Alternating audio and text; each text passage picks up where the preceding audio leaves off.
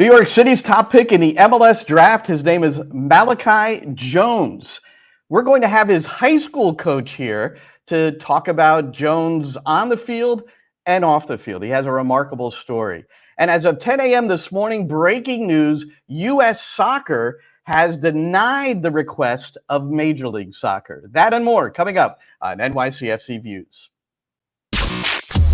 Turn up your volume. Because you're about to listen to The Sick Podcast. NYCFC Views. Collins approaches the shot, and New York City wins the first MLS Cup on their first try, and they're going crazy. Tiene tiro y gol!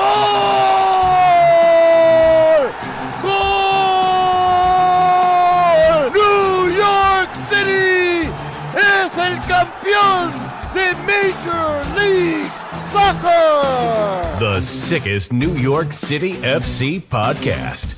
It's gonna be sick. Welcome, everybody. I'm Glenn Crooks. My co-host, Roberto Abramowitz, recovering from quadruple bypass surgery, but he's doing much better. He was at a Rangers game recently, was spotted there. Rangers got a win, so that made him feel good. Roberto, we should expect to see him back early in the new year. Before we get to the top pick for New York City FC in the MLS SuperDraft yesterday, whose high school coach is here with us, just very quickly want to touch on U.S. Soccer with breaking news this morning, and certainly the emotion around this. I haven't seen this kind of feedback and reaction on social media to a soccer event in quite some time. But U.S. Soccer denied the request by MLS, Major League Soccer, to have the MLS Next Pro teams, the reserve teams, Division III teams in the U.S. Soccer pyramid to play in this year's U.S. Open Cup, or the 2024 U.S. Open Cup. So MLS, who are scheduled to release the 2024 schedule today, I wonder if that will be delayed at all, because now they understand that they will also have to incorporate U.S. Open Cup into the entire fixture list. All right, so we'll get to that a little bit later on. I originally had Jeff Reuter from The Athletic scheduled to come on and talk about it, but he is ferociously writing stories for The Athletic as this thing just broke about an hour ago as we're recording NYCFC Views. A great story here, and MLS SuperDraft, the number 8 pick overall, and it was New York City FC, Malachi Jones. Now, who is Malachi Jones? Well, Dave DeFatta knows. Malachi Jones, who played at Lipscomb University, a sophomore drafted by New York City. He played his high school ball at Grace Christian School, and that's in Franklin, Tennessee. And David, he's with us here today. That's Malachi Jones there, is New York City, publishing their top pick, their number 8 overall, 119 goals, 43 assists in his high school career. So let's bring in David and welcome the high school coach. This is great. David, congratulations, first of all. And it's pretty wild, too. The number 1 pick in the overall draft, Tyrese Spicer, is also from Lipscomb University. So I'm going to suggest that there might be a lot of people across the country that don't know Lipscomb.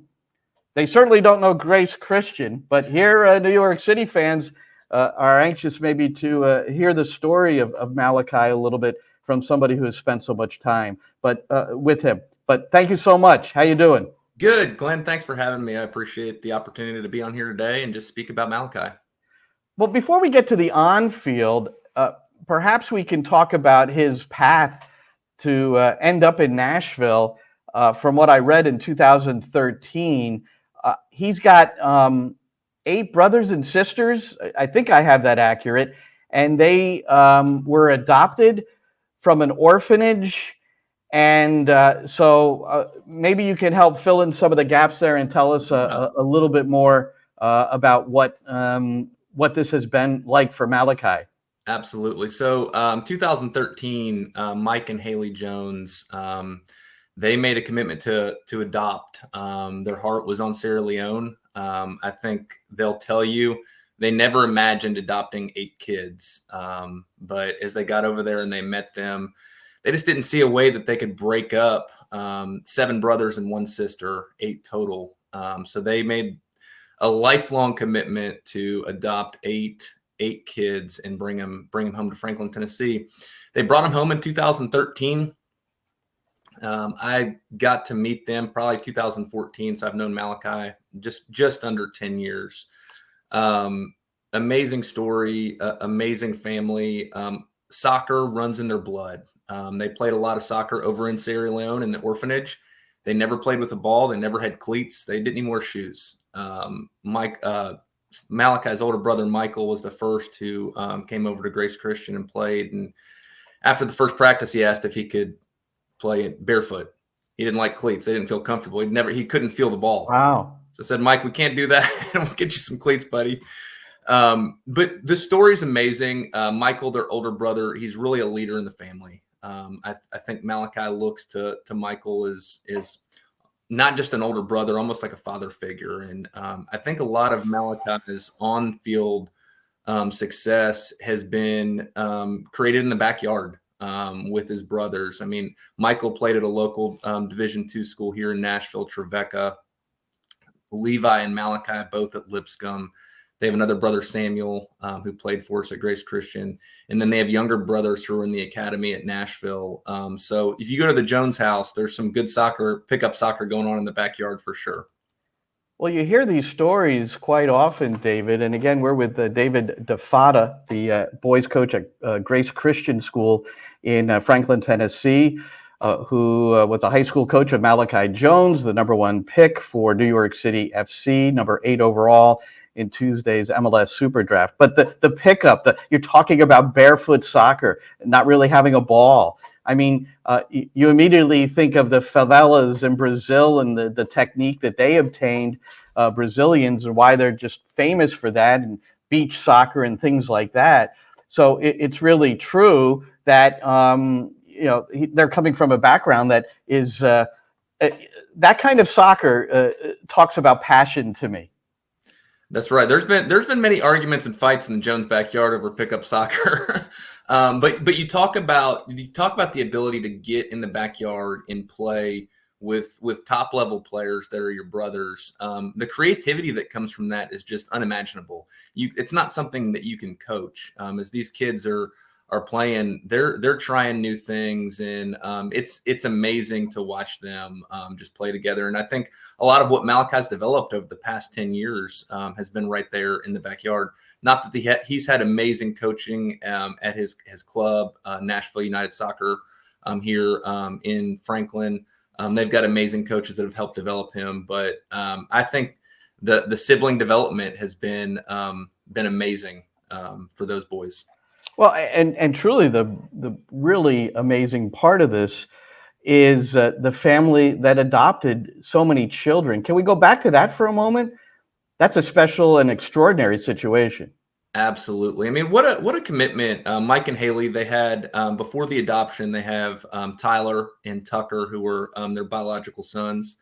They make the commitment to adopt the 8 kids from Sierra Leone, and then they're not here for a year or two, and Haley finds out she's pregnant with little Toby. So for a while they were the Jones dozen walking around Franklin, Tennessee. Now they're the Jones Baker's dozen. They have a big 15-passenger red van. You can see it everywhere they go. But Mike, the father, is an amazing father, hard worker. All those boys and Gabby, the young lady, they're learning work ethic and commitment from Mike. Haley is just the most organized and sweetest and hardest working lady that I know. My wife and I had the opportunity probably in about 2015, before we had our own kids, to watch them for a couple days as Mike and Haley went out of town. And honestly, it was like a vacation for us. We didn't have to do anything. Haley had everything lined out. Everybody had a job. Everybody knew what to do. We were just there to oversee them basically taking care of themselves. Just the thing. Well, and now with 13 children, organization is probably the key word. Oh, it's got to be. It's got to be. And it's not just that. I mean, they're amazing parents. Their family is very faith-based. The kids are in church every Sunday. They're there on Wednesday nights. Just an amazing family, amazing parents to have. Great people for my wife and I to look at and say, hey, how do we want to raise our family? And you look at what they've produced in their children, and you're going to hear yes, sir, no, sir, yes, ma'am, no, ma'am. Each and every one of them are going to look you in the eye when they talk to you. They're going to stand up and shake your hand. Just good all around kids. Well, let's talk about Malachi, the person. So he was teammates with Tyrese Spicer, and I'm going to play a clip that I'd like you to hear, David, from Spicer about his Lipscomb teammate, Malachi Jones. Malachi is a sweet soul, honestly. I can only say good things about him. He's so genuine. He loves to interact with everyone. He always makes everyone feel at home. Like, he always puts in the extra work to get to know you as an individual and get to like show you how much you're loved. Me and Malachi had a really special connection. I think half of the goals I scored out of 14, they were like probably 6 or 7. That was him assisting me. His ability is insane. Like, I haven't seen someone with that kind of 1v1 ability to just change directions in a split second and just like assist me or score. Like, I really love Malachi. He's my brother. Like, if he's watching this, I would just like to tell you, happy for you, bro. Well, his high school coach is watching it, so you'll have to relay that information to him, David. So a lot there about Malachi the person, but also as the player. So let's touch on both. First, the person. Yeah, I think Tyrese hit it there. What you're going to find with Malachi is he's going to be an amazing teammate. He doesn't want to just get on the field and play soccer with you. He wants to get to know you. The more he knows you, the more the harder he's going to play for you. The more he wants to love his teammates. And as we look back on his high school career, I mean, his 8th grade year, he scores 24 goals, 9th grade, 26, 10th grade, we're cut short due to COVID. He scores 2. His 11th grade year, he breaks out, scores 45. And then you look at his senior year, he scored 22, and you think, oh, what happened? Well, I mean, he made the decision. He said, hey, I mean, and I don't know how you coach a kid that good in high school. You just set it up for him and say, Malachi, go do what you want to do. And he took it upon himself. I mean, he led the state in assists that year. He was beating players one-on-one, and he was setting guys up in front of the goal. And we scored the most goals we've ever scored that season, and he only scored 22. He wants others to succeed. So I think what you're going to find with him, he gets in that 18-yard box, he's going to goal one way or another. Either he's going to get an assist or he's going to score. He's just got a nose for it. But what his teammates are going to find is in the locker room, in the training facility, he's going to want to get to know them. He's going to want them to know who he is. I think you're going to find an amazing teammate. He's not all about Malachi. He's all about team first. And I think that's something that we were able to help instill in him at Grace Christian. His family has instilled him. His club has instilled in him. Coach Morrow over at Lipscomb has instilled that in him. He's just a great overall teammate. And his teammate there at Lipscomb, especially, and you mentioned it, but focused on his 1v1 capabilities. So what can we expect? It's a big leap. And MLS this year allowing sophomores and juniors to be drafted for the first time ever.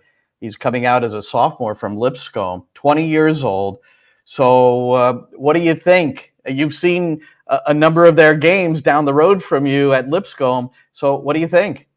You know, I remember his freshman year at Lipscomb. We went up. They played Louisville in that first game, and I was like, I don't know how this. It's a big leap from high school to college, and I don't know how this is going to go.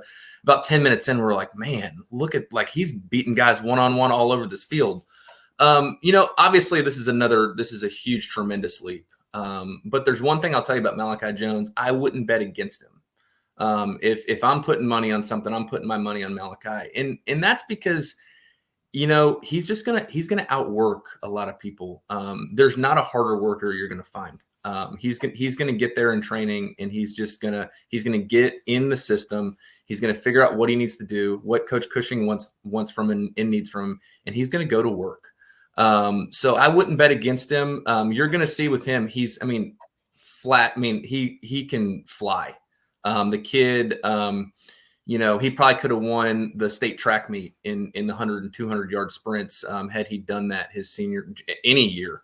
But what's more amazing, he doesn't slow down with the ball. I mean, there's a lot of guys around this world who can run, but if you can run with the ball that close to your foot, and Tyrese hit on it, I mean, the guy can turn on a dime.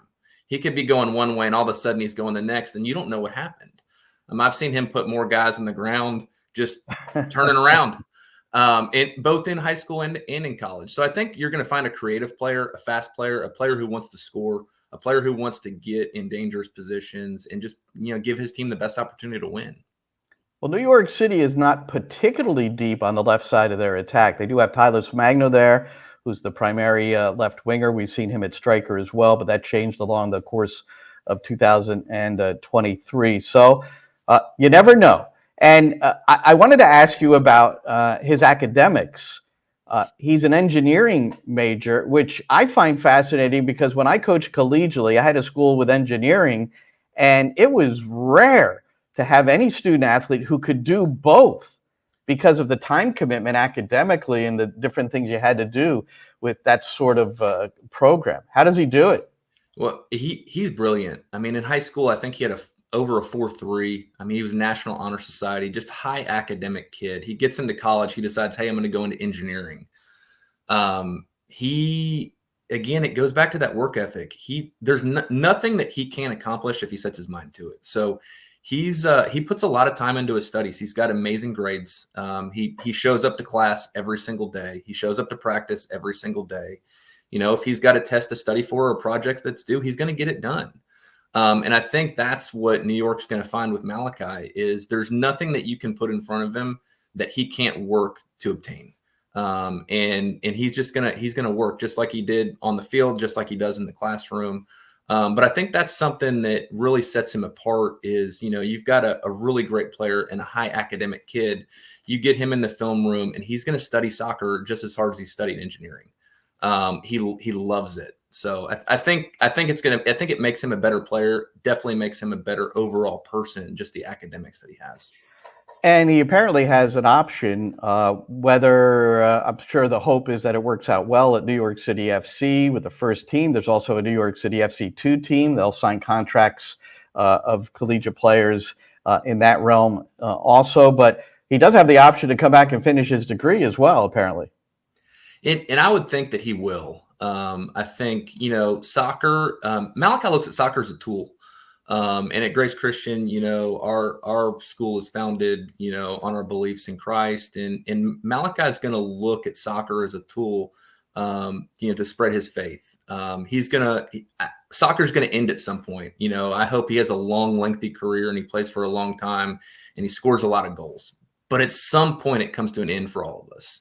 And I think at that point he'll go back, he'll finish his degree, or he may do it while he's playing. But I think that's important to him. That college degree is something that, being from Sierra Leone, his brother Michael did graduate from college at Trevecca. So Malachi could be the second in his family to graduate college. And what an amazing accomplishment in itself that is. Well, there is a player on the team, Andres Jason, who was at Yale, and he was taking classes while he was still participating in preseason and during this season. I don't know if Malachi will have that same option, but you think even if New York City FC chooses him for the first team, you think he'd still go back and get his degree? You'd have to ask him that. I don't know. Okay. Well, eventually we will ask him that. I probably should have asked you this at the top, but have you talked to him since he was drafted? We talked a few times yesterday. He's excited. He's thrilled, but the one thing about Malachi is he's not going to get too high and he's not going to get too low. And I think that's what makes him such a good player on the field and a good teammate off the field. He's very steady. His emotions aren't going to get the best of him. But man, he was excited. He had a few friends over at the house yesterday to watch, hopeful that he was going to be drafted. And he's excited, but he's a young 20-year-old kid. He's got great people in his corner to advise him, specifically his parents, Mike and Haley. And he's got a great support system. But he's thrilled. Well, if he gets an attendance clause in his contract, if the family comes, that'll boost. That's my girls. The first thing they said is, "Dad, when can we go to New York City?" That's wonderful. David DeFatta, he is the head boys coach at Grace Christian School in Franklin, Tennessee. Malachi Jones high school coach, where Malachi won the Gatorade Player of the Year for Tennessee and had a great experience there under the guidance of David. David, thank you so much. It was wonderful to learn a little bit more about the young man, and I wish him all the best, and you as well. I know you're the only coach in the history of that boys program, so keep it going, and thank you very much. Thanks for having me, Glenn. We look forward to watching New York this spring. Well, special thanks to David DeFatta sharing that about Malachi Jones. Jeff Reuter was scheduled to be part of our NYCFC Views today. He writes for The Athletic, and last week, when Major League Soccer came out with what was a bombshell, that is, they requested to U.S. Soccer to utilize the MLS Next Pro teams, which is third division, to play in the U.S. Open Cup in 2024. MLS had made a major statement. There were emotional social media posts from those, including writers for The Athletic, like Pablo Maurer, and Jeff Reuter. He put something out which indicated that he was very distraught that MLS made this decision. Well, today another bombshell. You'd have to say, breaking news from U.S. Soccer, and let me read it to you. It came out at 10 a.m. this morning. The reason Jeff is not here now is he's working on this story. Major League Soccer, this is from U.S. Soccer, this is their statement. Major League Soccer has requested to allow MLS Next Pro teams to represent MLS in the 2024 Lamar Hunt U.S. Open Cup. So U.S. Soccer says, after thoughtful consideration, we have informed MLS that the U.S. Soccer staff recommendation, which was adopted by the Pro League Task Force, is that the request be denied. So first teams from Major League Soccer will participate in the U.S. Open Cup in 2024. And just to prove that Jeff is working on this, this is the tweet he put out just a few minutes after the story broke. And he's working on it with MLSist, which is Pablo Maurer and Paul Tenorio. Those boys do a great job. I know it's a subscription service, but if you're a soccer enthusiast, The Athletic, those boys do a wonderful job. And perhaps we'll get Jeff on next week to get further reaction on this story. One thing, he did hop on for a moment and just to tell us in writing that he wasn't going to be able to come on because he's got to work on this story. But I had said at the top that you wonder if Major League Soccer will still announce the full 2024 schedule today.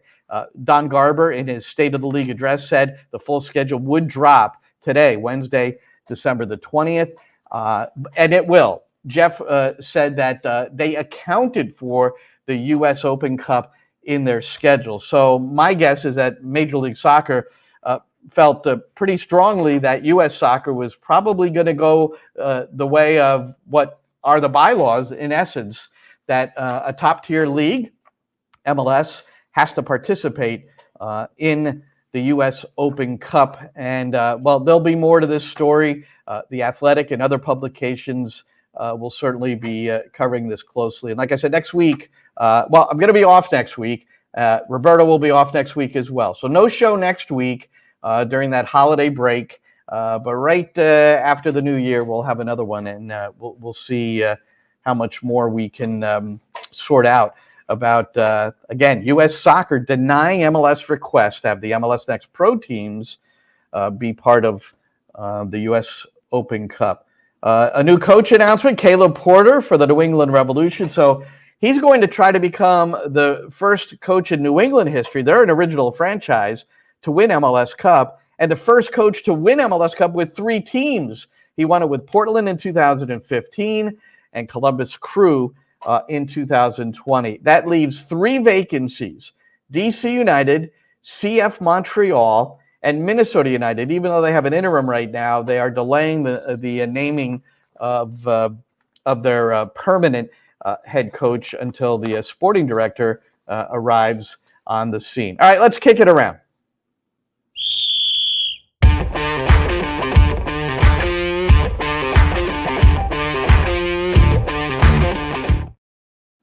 All right, I was watching Tati Castellanos with Lazio the other day. He entered in the 80th minute of a match. I put this tweet up because I thought I haven't really studied Castellanos and Lazio in the last few weeks, so I wanted to see how the season was going for him. And you can see he's played in 14 of Lazio's 16 matches.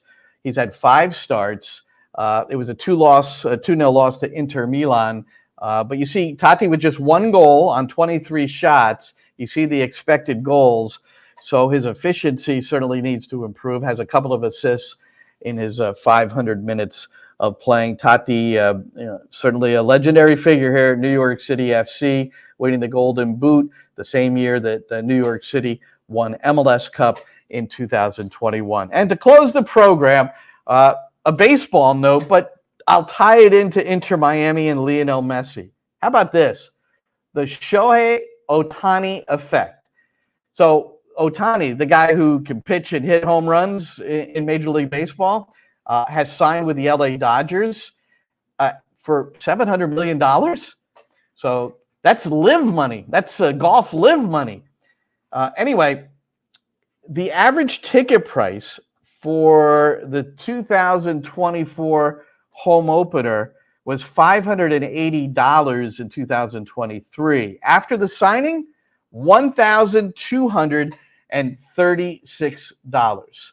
So the comparison to Lionel Messi and all the bumped ticket prices that the Miami supporters have had to take on, along with those places that he visits during the season. As of this recording, the MLS schedule has not broken as of yet, so we're not sure when Messi will be coming into New York City FC. I did notice something in an email that they have a 5-game package, which includes Messi, does the New York City ticket office. So I'm sure everybody's really waiting for that moment to see when that match will be and which venue it will be played in. I'm sure that has been very carefully analyzed by Major League Soccer. And then certainly the rest of the schedule of interest to all of us, and wondering where we will travel to in the Western Conference for the New York City FC commentary. I'm on the English side. My normal co-host, Roberto Abramowitz, who should be back with us soon, is on the Spanish side. So we'll wait for this and understand that New York City FC, we expect them to open preseason January the 10th. They have not made that official announcement yet. They'll be going to the Coachella Invitational on February 7th through the 14th. They'll play 3 matches there. There are 11 MLS teams that will train and compete at Coachella, and then 1 USL team. That's Phoenix Rising, that won the USL Championship this year. They're going to have a chance to play an MLS team, perhaps, in the U.S. Open Cup. And again, the breaking news today is that U.S. Soccer has denied the request of MLS to field MLS Next Pro teams, which are Division III teams in the U.S. Open Cup. The first teams, the senior teams for MLS, they'll be participating in the USOC in 2024. Well, thanks very much to Malachi Jones, high school coach, David DeFatta. Jones, the number 1 pick, number 8 overall for New York City FC in Tuesday's MLS Draft. I'm Glenn Crooks for NYCFC Views. And that's a wrap. Hope you don't miss us too much until next time. Follow the Sick Podcast NYCFC Views on YouTube, Instagram, Facebook, Google Play, and Apple Podcasts.